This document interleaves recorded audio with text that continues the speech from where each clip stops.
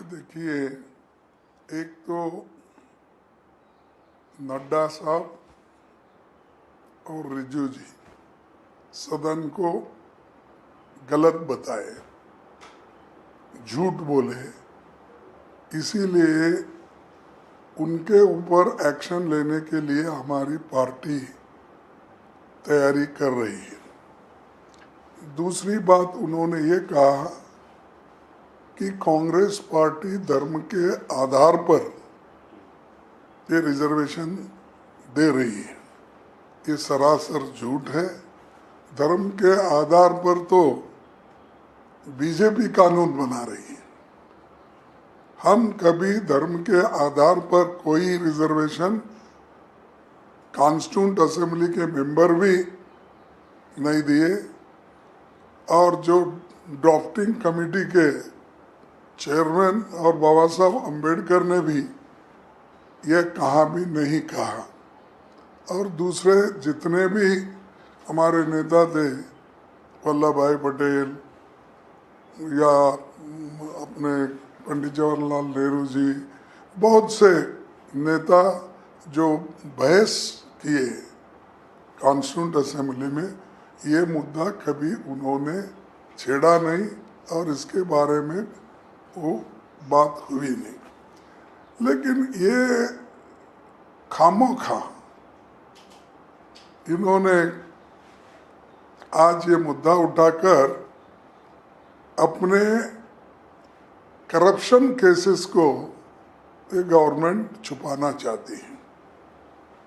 ये जो जुडिशरी में बहुत बड़ा करप्शन हुआ, और इससे पहले भी जो सरकार में बहुत से करप्शन हो गए, ये मुद्दे अपोजिशन पार्टी उठाना नहीं, इसीलिए उन्होंने ये आधार समझ के उन्होंने कि मुसलमानों को रिजर्वेशन दे रहे, फलाना दे रहे। ये हमारे कांग्रेस पार्टी में या इससे पहले चाहे कोई भी पार्टी हो कर्नाटक में, या कांग्रेस हो या बीजेपी हो या जेडीएस हो या जेडीयू हो, इन्होंने सब मिलके उस वक्त के रिजर्वेशन को एक्सेप्ट किया।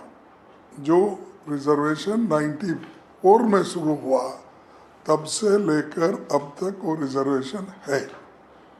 और उसके लिए ये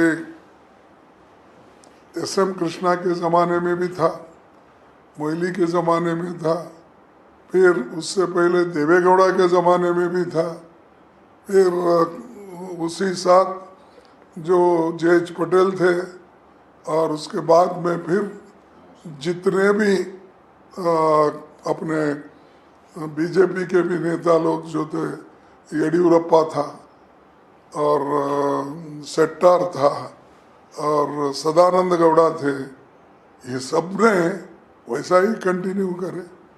और कुमार स्वामी के ज़माने में भी कंटिन्यू रहा, धर्म सिंह जी के ज़माने में भी कंटिन्यू रहा, और अब तक वो कंटिन्यू है। लेकिन उनको क्या दर्द है? तो एक दर्द है उनको, जो कर्नाटक में गारंटी सक्सेसफुल हो रहे हैं। हमारी 5 गारंटियां जो है जनता तक पहुंच रही है और जनता तक जा रही है, इसीलिए वो बड़े दुखी है कि ये कांग्रेस की पॉपुलैरिटी इस ढंग से बढ़ रही है। और चौथा ये है कि मुसलमानों को पहले भी कोई अलग नहीं दिया रिजर्वेशन, आज भी कोई अलग नहीं दिया। जो मोदी जी ने अपने वक्त अपने स्टेट में उन्होंने मुसलमानों को ओबीसी में डाला था, और जो ओबीसी को जो